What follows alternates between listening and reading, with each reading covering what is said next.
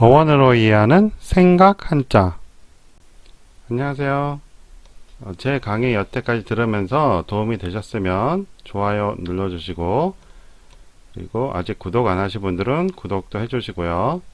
혹시 광고가 나오면 건너뛰지 마시고 끝까지 시청해 주시면 이 동영상 제작하는데 도움이 됩니다. 고맙습니다. 이번 시간에는 기운 기에 대해서 알아보겠습니다. 뜻이 보낼 희라는 것도 있네요. 이런 처음 보는데 부수는 기운 기엄이라고 합니다. 자, 기운, 기백, 기세, 힘, 숨, 공기, 냄새, 바람 등 여러 가지 뜻이 있고요. 형성문자로서 기의 본자라고 하네요. 이렇게 쓴 글자도 있고, 희자와 동자라고 합니다. 음을 나타내는 기운, 기엄, 요것은 구름 기운이라고 하네요.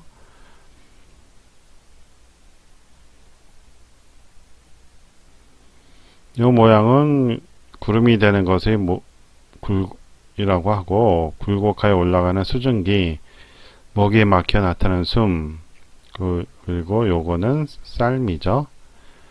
쌀미는 기는 김을 올려서 밥을 짓다. 손님을 위한 맛있는 음식. 이렇게 설명되어 있네요. 리딕탄넷의 설문회자를 봐도 특별한 설명은 없습니다. Chinese etymology에 보면 may have been a man blowing, 사람이 이제 숨을 부는 거고, on rice, 쌀을 또는 밥에 이제 숨을 부는 거라고 생각이 된대요. may have니까. 그래서 gas나 이제 breath, 숨이다 라고 이제 한 거죠.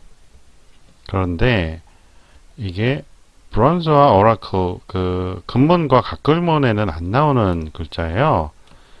그러니까 현재 우리가 쓰는 기라는 것은 오래된 글자가 아니라는 걸 알 수 있죠.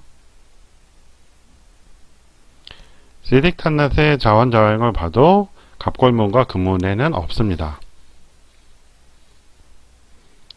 그래서 기운기와 같은 뜻이라는 한자를 또 살펴봤습니다. 이것도 기운기 보낼 희로 똑같네요, 뜻이. 근데 부수가 다르죠. 불화로 되어 있습니다, 이거는. 뜻은 전에 살펴본 기운기와 같고요. 같은 글자라고 써있네요. 연화발과 음을 나타내는 글자, 기가 합해졌다 라고 합니다. 설문해자를 보면 이게 기운기와 같은 걸로 나와요. 그러니까 단순히 이제 모양이 변한 걸로 보는 것인지, 자원자형을 봐도 옛 글자는 없네요. 그러니까 쓰다 보니까 이제 달라진 것 같아요. 그리고 차이니스 에티몰로지에는 안 나옵니다. 자, 그래서 부수 빼고 위에 글자를 봤습니다. 그랬더니 목멜기 없을무라고 나오네요. 목매다, 음식이 목에 막히다, 그리고 없다, 그런 뜻이 있죠. 지금 이게 무자라고 전에 한번 살펴봤었죠. 근데 이거는 요 위에 또 삐침이 있네요. 없을무에 대해서는 우리가 지난번에 생각한자 10에서 다룬 적이 있어요. 요 글자 다뤘었죠. 설문회자에는 이 글자가 나오고 있고요. 음식, 기, 역 하잖아요. 그래서 네이버 설명하고 같은 거고, 자원자형을 보면 갑골문에 나와요. 근데 저 그림만으로는 알 수가 없죠. 차이니스 에티몰로지에 보면 글자가 많이 있습니다. 갑골문에 이렇게 나오는데, 이걸 가지고 어떻게 목멜기라고 볼 수 있을지 좀 어렵습니다. 이걸 보면 사람이 무릎 꿇고 있는 모양 같기는 하고요. 목매다는 것 표현은 어떻게 표현을 했을까요? 다른 글자체들을 봐도 상상하기가 쉽지가 않죠. 오늘 주제 한자인 기운기가 갑골문 근문에 없는 한자이기 때문에 쌀미자가 없는 기운기를 찾아봤습니다. 뜻은 기운기와 같고요. 이것을 옛날 글자라고 하네요. 간자체로 알고 있었는데 옛날 글자라고 합니다. 설문해제 보면 구름의 기운이다 라고 써 있어요. 그걸 상형이라고 그랬죠. 자원자형을 보면 갑골문 근문에 나오는데 갑골문의 것은 현재의 3자하고 구분이 어렵죠. 옛날에는 저 글자가 길이가 같았던 걸로 알고 있어요. 네, 보시면 3자는 갑골문에서 이 길이가 다 같죠. 그리고 구름의 모양을 나타내는 기는 가운데가 짧았어요. 현재의 3자처럼. 차이니스 에티몰로지에 보면 별다른 설명은 없고요. 브론즈 근문과 갑골문에 이제 보이는데 석삼자로 보이네요. 석삼자 이제 가운데가 짧다고 그랬죠. 갑골문에서의 석삼은 길이가 같다고 그랬어요. 그러니까 구분이 상당히 어려웠을 것 같습니다. 그러다가 이제 근문에서 이 구별하기 위해서 이렇게 이제 모양이 바뀌기 시작해서 지금의 글자로 이제 변형이 된 걸로 보입니다. 자, 픽사베에 올라온 구름 사진인데요. 제 생각에 이 구름이 이렇게 겹겹이 있는 모양일 수도 있고, 밑에 건 땅이고 위에 건 하늘이고 그 가운데 짧은 것이 구름을 나타낼 수도 있을 것 같아요. 두 가지 가능성이 있다고 봅니다. 그래서 하늘과 땅 사이에 떠 있는 게 구름이잖아요. 구름을 나타낸 거 아닌가 생각이 들어요. 그러다가 이제 3자하고 구분이 어려워지니까 이렇게 이제 기운이 올라가는 모양으로 쓴 것 같습니다. 이 구름이라는 거는 물이 증발해서 수증기가 이제 된 거잖아요. 그래서 그걸로서 이제 기운을 나타냈다고 봅니다. 자, 이번에는 기를 이루고 있는 쌀미에 대해서 알아보겠습니다. 부스는 같고요.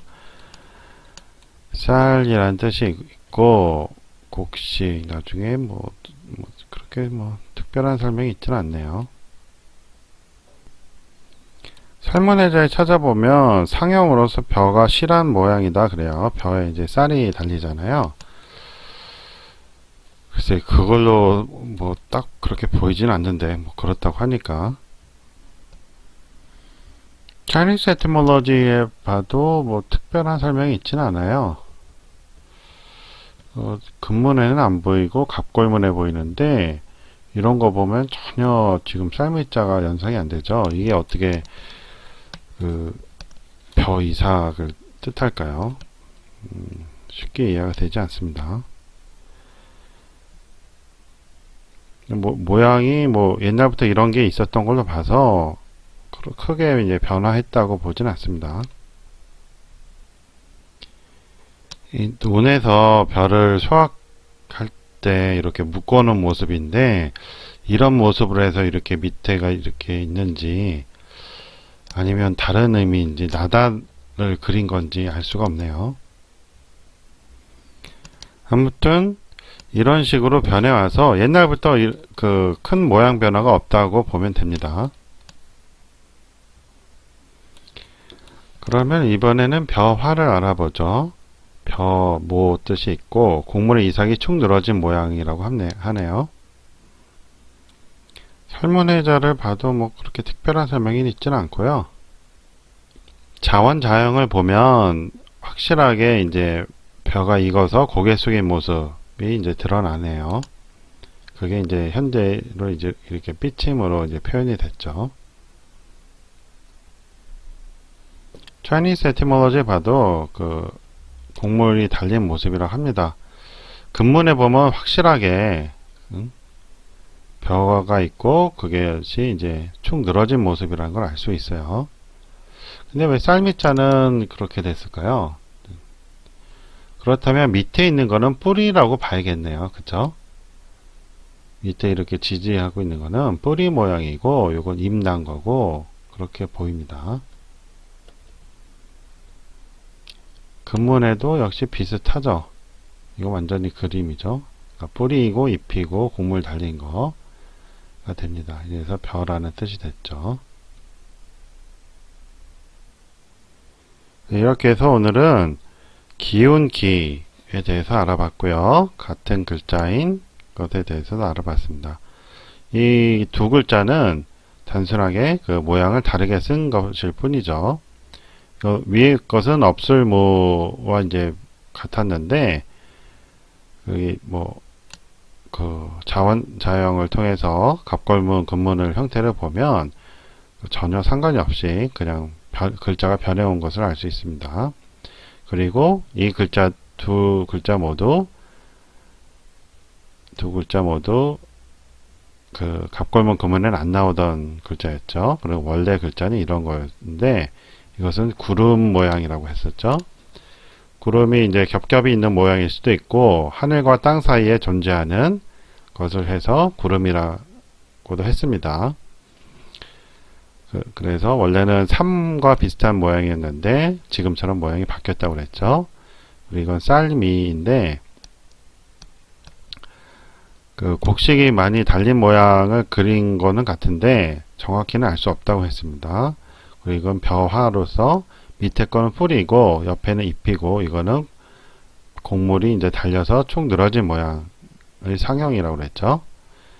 그래서 이 두 개가 비슷한데 어떻게 곡물을 따로 이렇게 나타내는지는 알 수가 없습니다. 자, 오늘 수업 여기까지 하고요. 도움 되셨으면 좋아요 눌러주시고 그리고 그 광고 나올 때 건너뛰지 마시고 끝까지 보시면 이 동영상 제작에 좀 도움이 됩니다. 자, 고맙습니다. 안녕히 계세요.